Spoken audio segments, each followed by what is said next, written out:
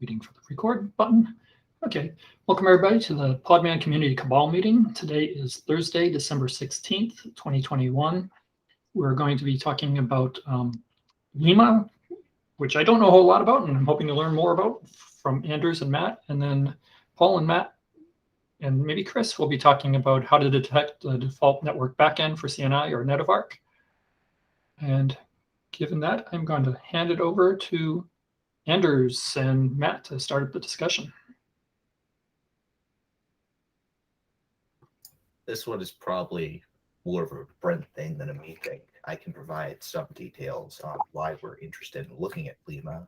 But yeah, so we have been developing Podman Machine right now as an independent virtual machine launcher for OS X and Linux, really, but mostly OS X, to provide you with a Linux virtual machine to run Podman containers in. We have, however, run into some problems here, mainly that there are a lot of features that need to be implemented, stuff like volume mounts. You need to mount volumes from the host into the virtual machine dynamically, such that containers can actually use them if you want them. Port forwarding has been another one. We've gotten that working, but still it's a rather complex thing to get a port forwarded from the host into the container. And that's really just the beginning. There's a bunch of other complexity involved here. So right now, our thinking is that we can potentially look into at some point replacing the backend of Podman Machine with Lima. So we retain the front end experience where you do a Podman Machine init, Podman Machine start to get a running virtual machine, and Podman will know how to connect to it. But we would stop independently developing our backend code and use Lima, which is an established solution in the space for launching virtual machines and running Linux containers on them. Lima is already available with Podman, which is certainly an advantage, and integrating it further basically lets us piggyback on existing progress and not be limited by the fact that we only have so many engineers and so many resources to throw at problems like Podman Machine. Brent, any thoughts there? Or? Yeah, I mean, the origin of this was a team member suggesting that we go look at it and use it as a back end. And I did so, and I also talked on IRC with Anders. And on initial blush, to me, it's not a good match.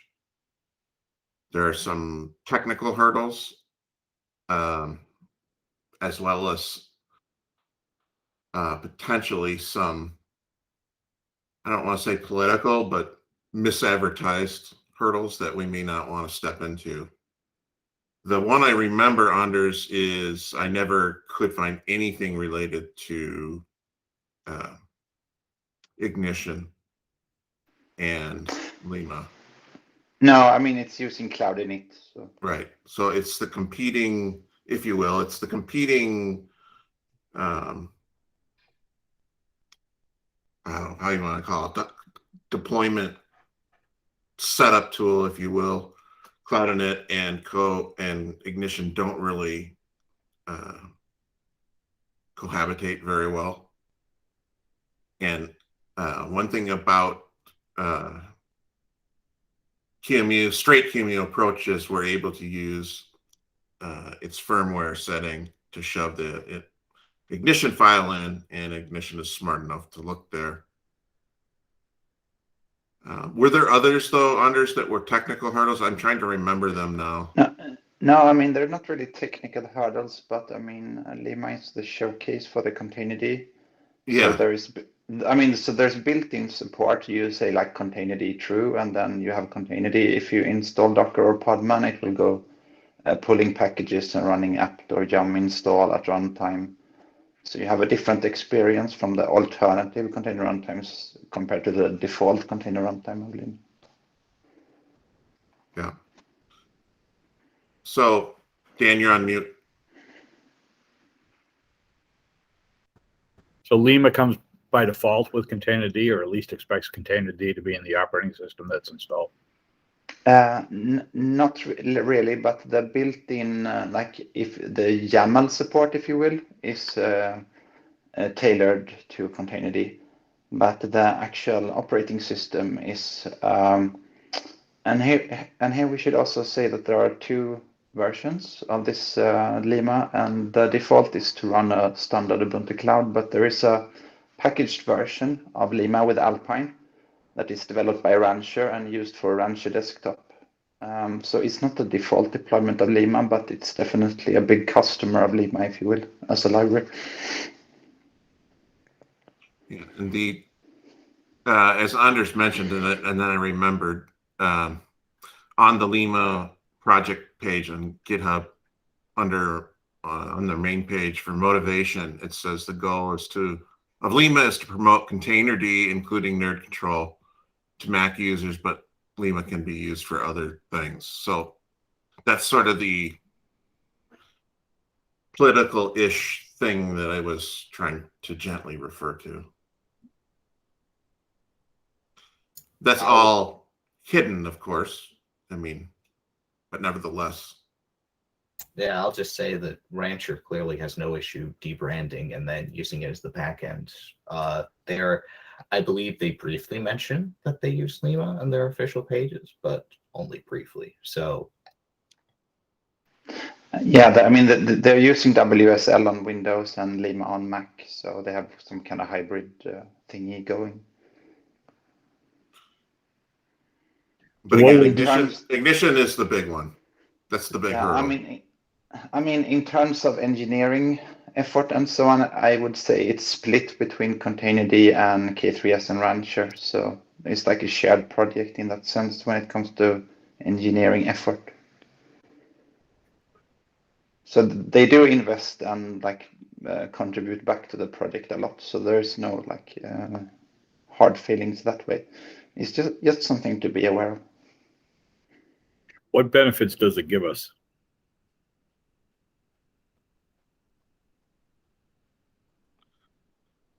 Well, so would you say Anders volume?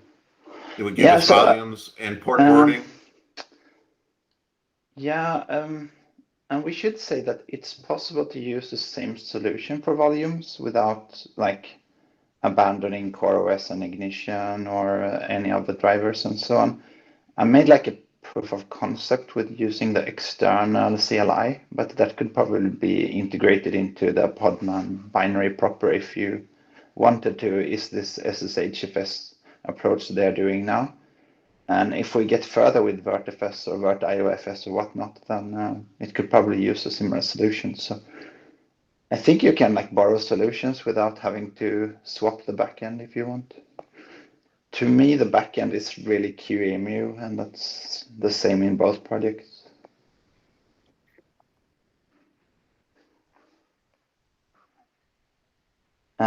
And I guess, they're using SSH for forwarding, whereas Podman machine switched over to use gvisor tab proxy.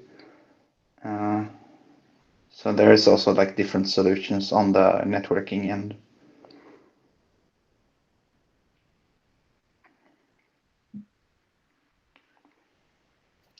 Adi, do you see any other reasons to use it? Because I think you were the one that brought this up yesterday. It was Valentin. Or Valentin. Valentin here? Yeah.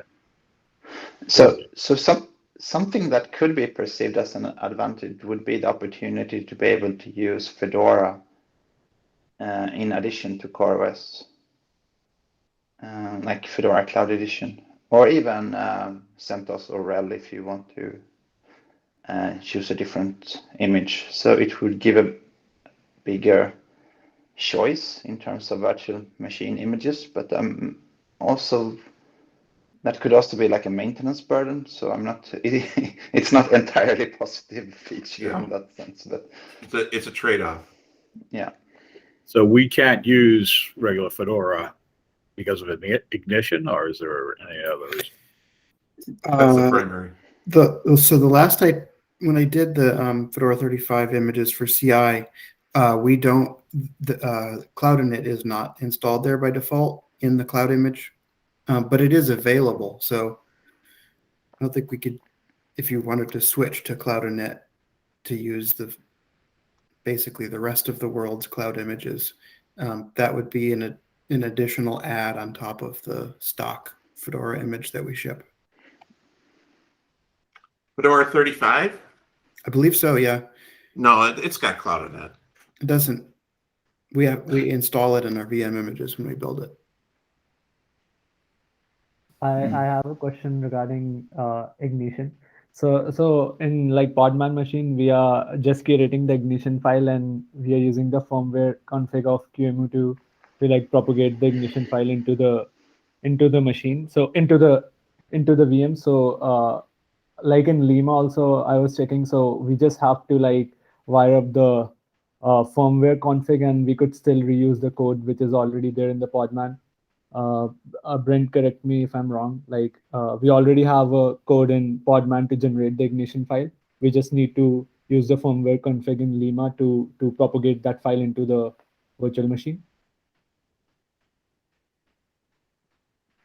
I'm talking about this FW underscore CFG flag. I'm not sure I follow the line of thought.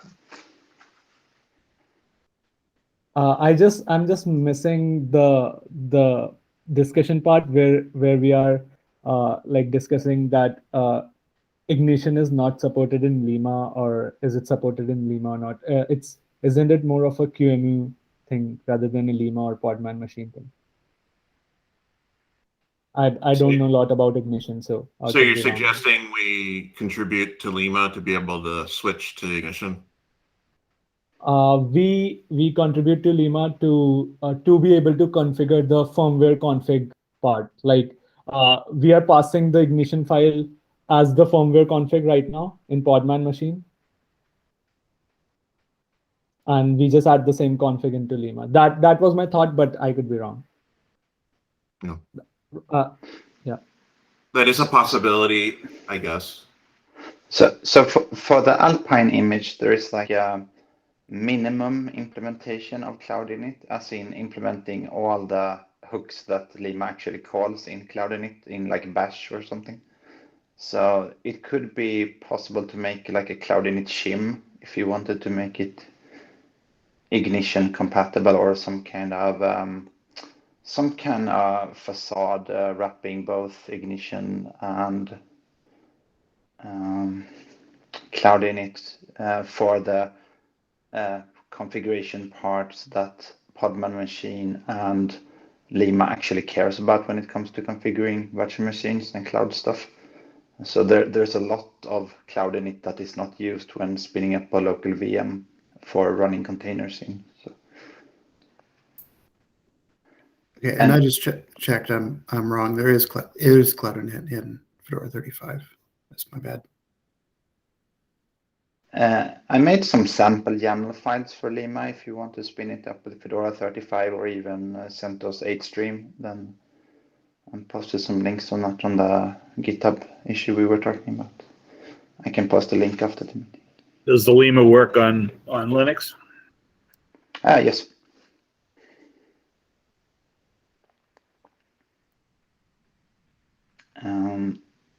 I guess it could work.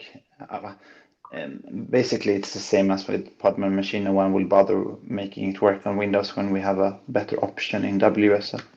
Right. And there's a lot of Unix sockets and stuff there. So the only difference I see between Lima and what we're doing today is they have volume support, whereas we know how to do volume support with SSHFS now, and Anders has a PR that he's had around for a while that we should have reacted to earlier, but it does mounting of, I think, volumes at the init stage of the machine, as opposed to when the container is run, which is sort of what Docker does. True. Yeah, there's like two types of volumes and two places where you map stuff. So that's a bit inelegant. So functionally, in order to get parity with Lima or to get parity with Docker to some extent, we would just need to implement this, what Anders has proposed, but at the container level. Yeah, and also in Lima they have this what they call the guest agent, and that is the one watching for open like open sockets and so on, and it's also doing the mounting. In my proof of concept, I just use SSH with the sleep command, but there is something needing to open the connection back to the host for the SSH hosting. Which GV proxy could probably be taught to do that. Yeah, or some sibling of GV proxy if you wanted to keep them separate. Can I just ask a quick side question? Can somebody post the PR that you're talking about for the SSH and I'll throw it into the notes? Yeah, sure. I don't have the computer with me right at the moment, but I can either post it after or you can search for. Okay. It's linked from the VertFS and SSHFS PRs or. All right, I'll go dig it up then. 80 something. I looked at it yesterday. I already forgot the number.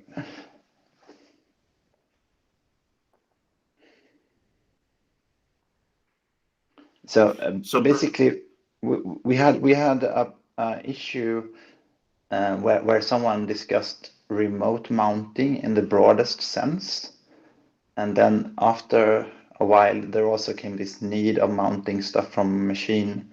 So when you're talking about mounting really remote hosts, like in the cloud or something, then you might choose a different solution when compared to running a VM very locally, like Docker does. The nice thing about this SSHFS solution is that it would also work for the remote case. Yeah. Probably totally without performance, but at least you can see your facts. Yeah, I like having the SSHFS solution for that reason. Obviously, if we get VertIO and at some point we get better performance. Yeah, but I think as long as it offers SSH connection, you can always use third-party solutions, like opening SSHFS yourself or running mutagen or something like that on top of. It doesn't have to be built in that sense. So I think the VertFS is better integrated out from like a Podman machine point of view or a Docker desktop point of view. But having SSH opens up all kinds of rsync and other possibilities. So that's a very good tool to have in the toolbox. Yep. So my vision for this, Dan, before the discussion of Lima was to take what Anders had done and make basically an interface for mounting, of which SSHFS would be one, and today it would be the only. Yep. The difficult, so all that to me seems reasonably easy. The difficulty for me is, again, running, they don't mount on a NIT, they mount on when a container's run. So to me, that's the difficulty, is managing mounts as containers are going up and down, and potential pitfalls of doing stuff like that over SSH. Just even cracking open the actual code we use when we go to mount stuff, even just locally. Now it's going to be a remote flavor. It seems a little overwhelming given the context. For context, Brent, this would have to be completely separate from the existing mount code paths. We can't use the existing stuff we use to mount volumes. It's way too specialized. So I would view this as an entirely new feature that's going to have to be grafted onto Podman Start, probably at the API level. If I had to do this, I would throw it into the remote API code paths.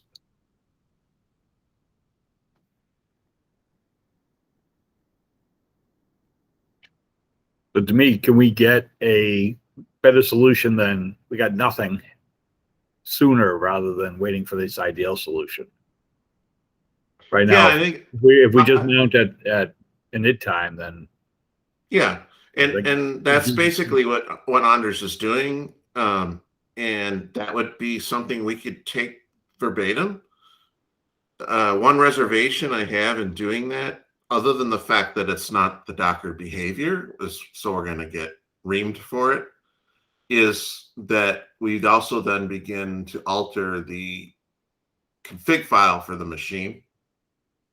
And now we get into issues where we add and subtract and the little adventures that can bring. Yeah. Because when it's managed at a container level, it's part of the container config. Here, this would be part of the startup, or the init config portion, and not easily changeable either. But it certainly can be done and rather quickly. I mean, with the current solution, you basically have to reboot the VM to add mounts. And edit it manually, right? Edit the file. Yeah. Or do some kind of blanket mount like Docker is doing, like you mount the entire home or entire users or something, and then use subdirectories of that. But... Yeah, because Dan's really going after Podman machine on a Mac for your grandmother. He wants it. He doesn't want any file editing and things like that. That's why we're trying to avoid it. I mean, there is a hidden problem here, and that's the same as in WSL and Docker, and that is that certain paths has way higher performance than other parts. And I mean, from an engineering point of view, there are local paths and remote paths, but explaining that to the grandmother, that's when it gets hard. So, yep. It's very different if you do a solution so that people can mount a Docker file or two, or maybe a home page or a web page, and then someone takes that and put a database on the same path or what have you. I think the latest example was adding FIFO files to the SSHFS mount, and it didn't really like those very much, but I think it's a Fuse limitation as well. So you might have to explain that, but if you can do that in the terms of offering a default solution and then improving performance by moving the workspace to a path local to the machine, or use something similar to rsync to move the workspace back and forth, and then you could have like an entry-level solution and then like an optimized path for advanced users or something like that. But advanced users should be able to figure out what we're doing anyways. So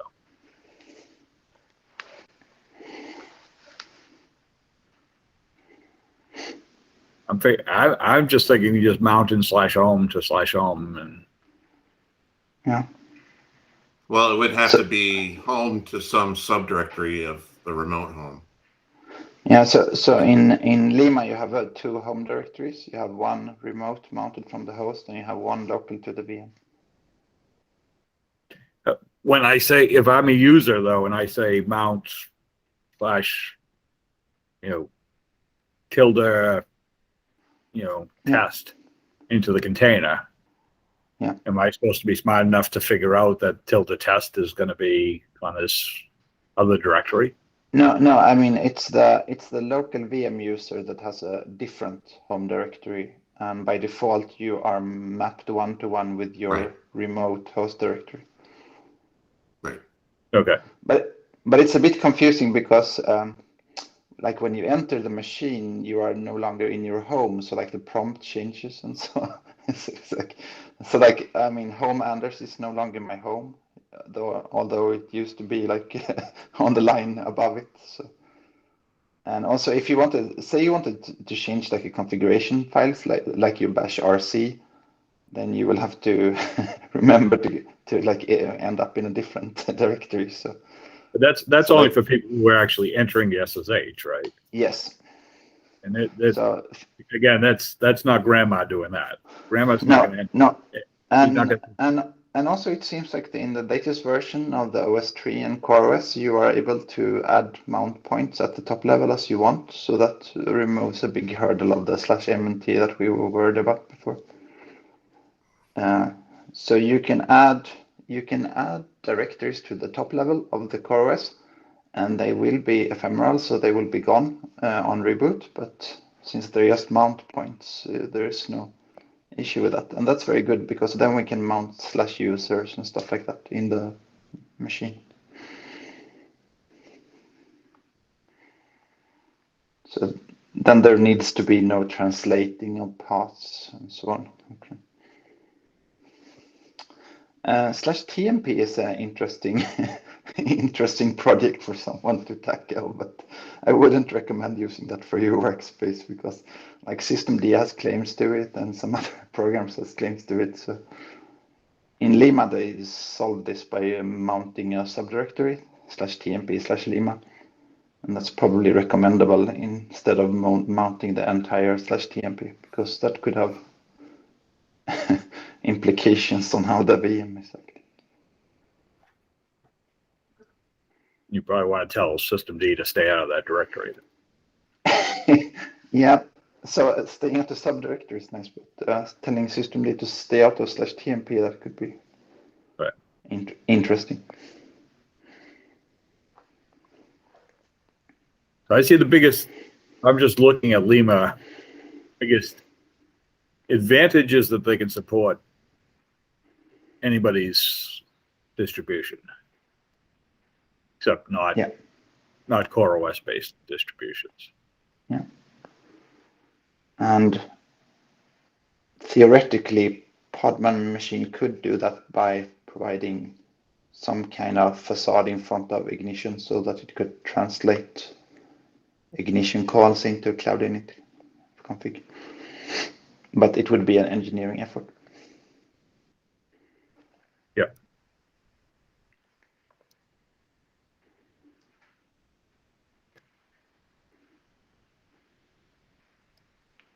Anybody else have any comments?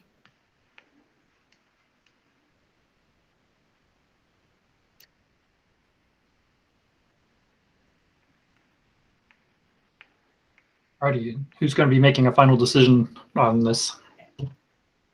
Probably Brent, myself, and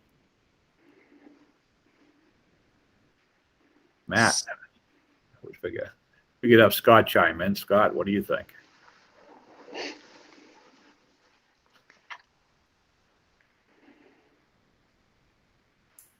That smile means you busted him. He wasn't paying attention. It actually, yeah, I wasn't paying attention, and my screen is locked up to where I couldn't unmute.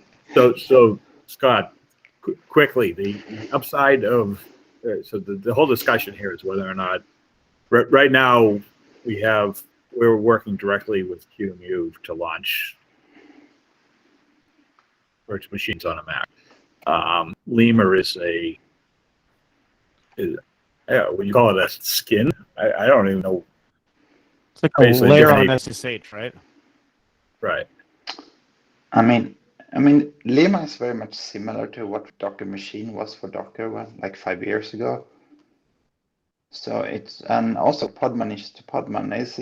It's the, I mean, you see people wanting to run containers on their Mac and then using a hypervisor solution to provide it. So calling it like containerd machine wouldn't be too far off what the project is. So one downside of Lima is that it promotes nerd control, which some could see as a competitor against Podman Remote. And it also promotes containerd, which kind of muddies up what we're promoting.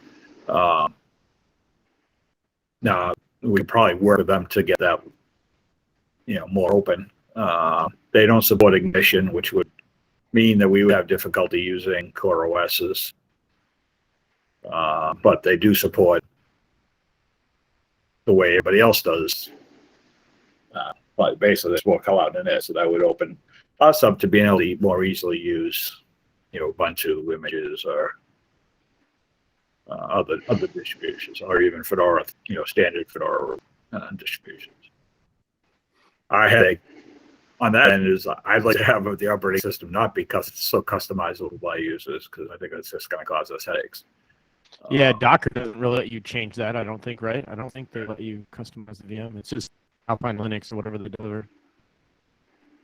Yeah, they have this customized Linux kit. So, I mean, they offer the distribution builder to others, but they don't really change the operating system. Yeah, that's a tough call. I have to admit, Docker desktop's never been open source, so they've never had to, right? So like, there's a slightly different. Well, I mean, we do just, I mean, you could build a Core OS on top of Ubuntu or something like that. It's just that you can't just grab the standard Ubuntu image and say it's Core OS. I'm sure there's Ignition for for Ubuntu. We also get, Dan, real funky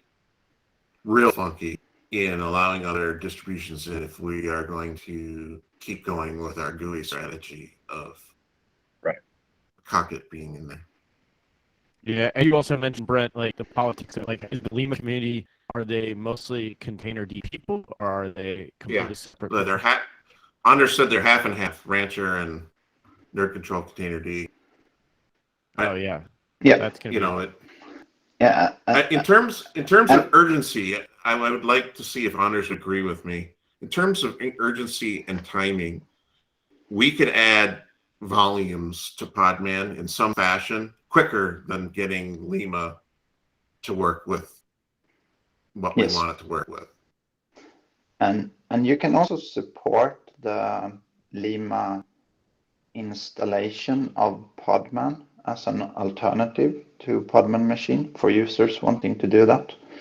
Similar to what we did for Vagrant before. I mean, you could have Podman machine running out of the box for Grandma and whatnot, and then you could have like a turn to page 2 if you would prefer to use Vagrant or Lima or whatever, and have that also as an out of the box solution for because it's a YAML file away when it comes to support. So you wouldn't be. the only thing So if I had Lima installed with the version of Podman installed in the operating system Lima is using, then would you suggest that Podman machine understand what the YAML file is to set up the connection? No, I was meaning to keep them separate, just to keep Podman as an option for Lima, like as a external project, but still keeping like open doors and communication going and fixing bugs when it comes to the. No. I mean, we plan on doing that. So. is we definitely wouldn't want to block anybody, and we probably want to make it easy. But the question is, this is a tough question. Anders, you're not from SUSE, are you? Where are you from? You're from? No. In this, I'm either independent or from the Kubernetes community, depending on how you want to see it. Because Minikube has similar issues, as we are based on Docker Machine and on like a dying platform that stopped being supported in 2019 and went like totally read-only a couple of months ago, and it works with. You can pick any runtime as long as it's Docker, and you can basically pick any driver as long as it's VirtualBox, and then it's a bunch of hacks on top of that. So we would need to replace Docker Machine in Minikube with something, and the urgency is the ARM64 support in the Macs, which obviously rules out VirtualBox, and then there's a bunch of hard-coded things about Docker that makes it hard for the Minikube to switch to containerd as a default, since now in Kubernetes 1.24 support for Docker has been, if not completely removed, and made considerably harder upstream. So it's also getting urgent. So those two things are driving alternatives, and using QEMU on Mac with all the patches being added for ARM64 support and so on is getting quite decent now. So it's at least getting to be a contender. Before we were using this HyperKit that Docker was using, but it's it's like half open source and half very integrated into their closed source product. So it's a bit iffy to base a product on Linux Kit and HyperKit and VPN Kit and so on. So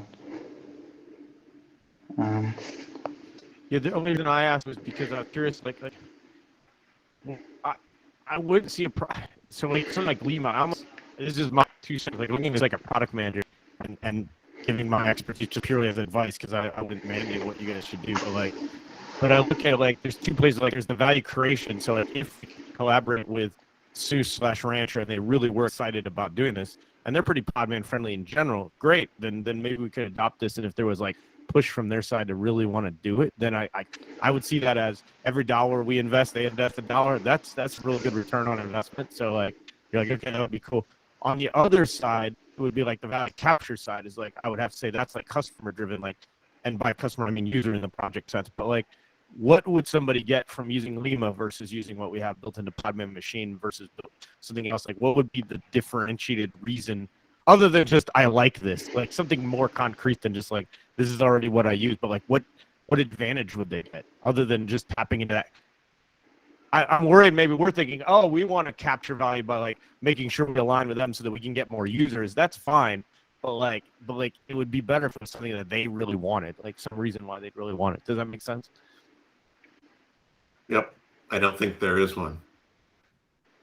Yeah, so that's where if you can't get the free value creation of collaborating with Seuss because they're like super excited to do this, and you don't have a good value prop differentiation, then it becomes like, oh, why even touch this? This was an engineering suggestion for 2 reasons. One was to eliminate maintenance of Podman Machine in terms of the backend. Okay. And the other was to get volumes. But as we've probably beat to the dead horse now, volumes are quite within our reach should we choose to do them. And with SSH and you can something else. Yes, with SSH, which is what is basically being used. Yeah, and that's what Lima does too, right? Yep. Yeah, and you can use SSH FS part as a CLI or as a library from Lima, so you could borrow components without having to switch the whole thing over to use that. You could like share code or borrow libraries and stuff like that. Yeah, and I'd be careful with like velocity versus speed, right? Like 1 or 2 features that you get fast one time is not nearly as valuable as long-term, cheaper maintenance, long-term value that you get. Like again, if they're super excited on their side to like join this and they truly want to make Lima part of this, then I'd say that looks like very good long-term velocity value because they keep getting features over time. But if on the other hand they're not super excited about it, it becomes a tax, that to me looks really bad. So like you end up getting a few short-term features for a tax long-term. That doesn't sound great. And I also think neither project sees SSHFS as the long-term solution or as the viable competitor to what Docker is doing. So you would need to have something better in the far future, either gRPC Fuse-based, or if you could tie into the work that has already been done with VSOC and get Vert IOFS running, that would be awesome. But that takes a while, both in terms of resources and in terms of calendar time, which might be important now that the Docker desktop license change date is approaching.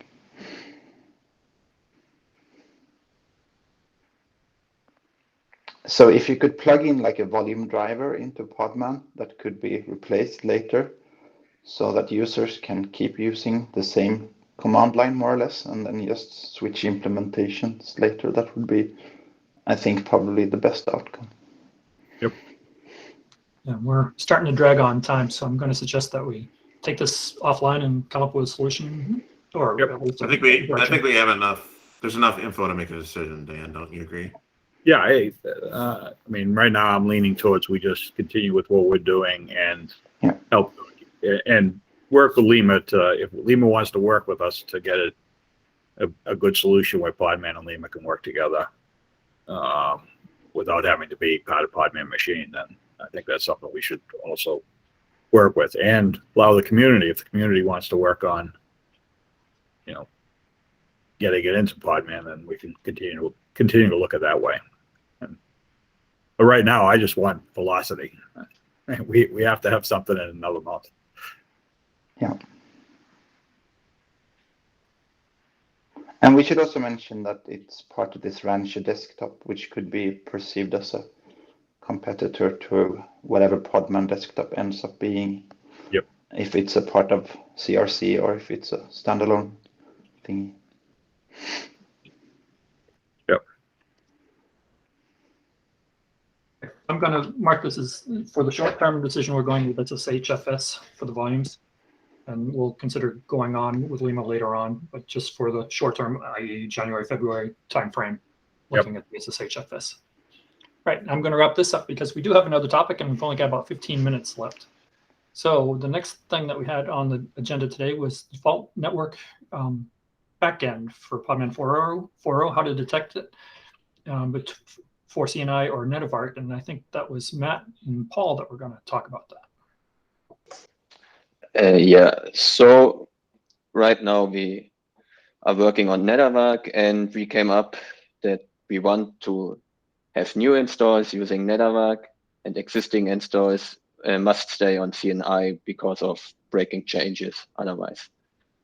So the question is, how do we can detect this? So I think the best way would be to check on first startup of a Podman 4.0, we could check if there are any images or containers present, and if there are none, then we switch it to NetAvart and like write it in a file somewhere, so we know that we always have to use NetAvart for this installation. So that would be my proposal. If anybody has other ideas or wants to add something. I think that's probably the best we're going to get at this point. So for context, you can't use CNI NetAvart in parallel because there's a chance our networks and their networks will run over each other and end up with a non-working config for both sides. So it has to be one or the other. And right now, our solution to this is we will make only new installations, use NetAvart, and we will not tackle migration at all. If you want to migrate to it, you will have to do it manually. And the best way for detecting a brand new installation does seem to be you have absolutely nothing on the system. And even if you are not a new installation, but you also have nothing on the system, it should still be safe. There's a small chance that you have leftover CNI configs, but even in that case, restarting the system should be enough to get rid of them, and then NetAvart will be happy. So if I want to switch to NetAvart, I have to do a Podman system reset and then reboot? You could change the setting in containers conf. So that's just like we have the network backend option in containers conf. You can set it to NetAvart or CNI. Then it's clear what we have to use. But by default, it's just empty. So in this case, we would need to figure out what we use. So if you can always explicitly set your backend. But where are you going to drop a file? Somewhere in container storage that said? I would take it in the graph route from container storage, basically.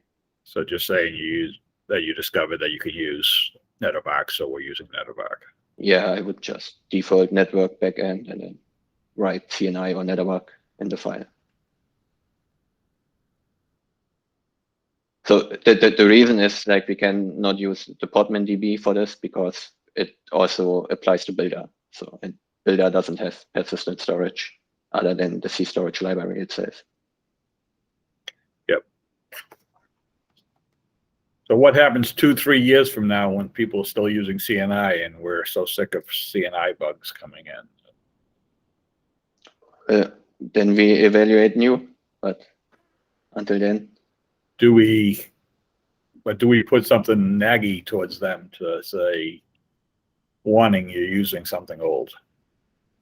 Or is that too bad a user experience? I think that's fair. Are we going to get into a case where we have a lot of CNI bugs, where we have a lot of people who need things that are in NetAvart but not in CNI? Because I would be in favor of supporting it until it becomes untenable. largely because Netavark is never going to implement all the plugins that CNI does. Stuff like Flannel, all the there's a lot of development work that's gone on to make CNI work for KNS. And if we remove this ability to support CNI completely, we lose the ability to take advantage of that. And it's not. Well, we're not I'm talking thinking about that. more though. about features that go into Netavark that aren't available in CNI, and people report bugs. I can't do that. Yes, I saw somewhere that I do this command and it doesn't work with, and I'm on CNI, so it doesn't work. Yeah. It So seems back to sensible to return an error in that case. We can pretty easily know your backend is CNI. You can't do static IPv6. We'll just throw an error on that. You can't do whatever other things are. We'll throw an error on that. So Yeah, I just see, and right now in our issues, there's probably 20 to 25 issues all related to 4.0. And we're going to close those issues by that we're saying fixing in 4.0. Most of them will be they're fixed. saying they're going to be fixed by 4.0. If they get fixed by 4.0 and everybody upgrades and they go and check to see if it's fixed and it says, nope, it's not fixed. Most They're not- issues are actually fixed anyway, regardless of CNI or Netavark, because most of them were like part of Podman DB and stuff like that, Yeah. or like CLI parsing. Okay. And that's But what my yeah. concern is, that we say these things are fixed in 4.0, and from their point of view, because they're using CNI, they're not fixed. Back to Matt's Yeah. concern, though, I think it's fair to at some point in 8 dot whatever, and same in 9. We're not going in RHEL 9 or whatever. We're not going to. We're just talking about default setting. We're not talking about eliminating. sure, That's right. But If if we have the option available, why should we nag people to get off it? because They're not going to know they're on it. right, they don't know. So hey, if you're not using something specific to CNI, consider switching to Netavark. I mean, Yeah. it could be that simple. Yeah, you'd have to watch the wording, I think, not to tell them you have to move Yeah. to Netavark, but this Right. is available in Netavark. But that warning comes up every single time I run a command. It's got Plus, this- if we can prove it, we can say it's faster, and everybody wants faster. Yeah, Hey, but maybe we could do it until they specify, oh, you want CNI, go specify it in the. that's something we can look at like later. Yeah. 4.1, 4.2, like that's not. No one uses Netavark right now. We don't know how bad it is. Like maybe it's Well, unusable. that's one of my concerns, is that no one's going to use Netavark, because Well, 90% new installs will use it, and there are a bunch of like all the CI stuff that always starts from scratch. Like definitely users. Now, Netavark's only going to be used by rootful users. So rootful users, No, rootless as well. rootless are going to use it. Okay. Yep. Now, do we have any way of anything documented to show people how to go from CNI to Netavark? Not yet. No, and that's got to be a high priority for us, especially because I want to start cutting RCs soon, and I want people to use Netavark with the RCs. Yeah, theoretically, it should be just as simple as resetting your storage or setting the flag in the containers.conf. Right, but are we going to lose any containers by doing that? I mean, if they have If you reset your pre-existing storage, if I use pre-existing containers and never touched the CNI, I've never created a CNI network, and I've never used modified Podman the Podman config file under CNI, then I should be able to just use this, right? Yeah. After a reboot. Yeah. Like if there are no like IP table rules like around, so. A The reboot firewall should team always clear. reload might be enough. Just flushing the Yeah. existing firewall. Reboot might not even be necessary. It's just the easiest way to make sure you're a clean slate. So IP tables down and IP tables up type of thing, or is that different? Yeah, that should be Yeah. enough. That doesn't exist, but If it exists.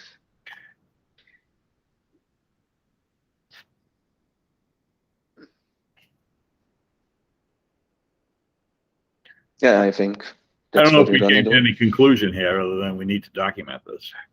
No, the Yeah. conclusion is that we check for existing containers and images, and if there are none, we use the NetAVAC stack. Yep.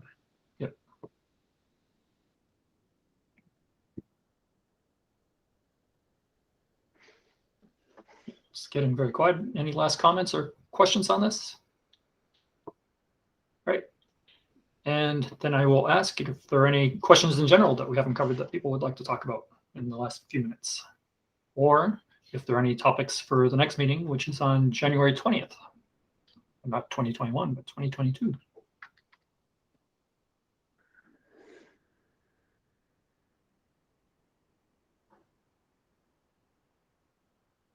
Lots of silence. I think everybody's prepping for the holidays.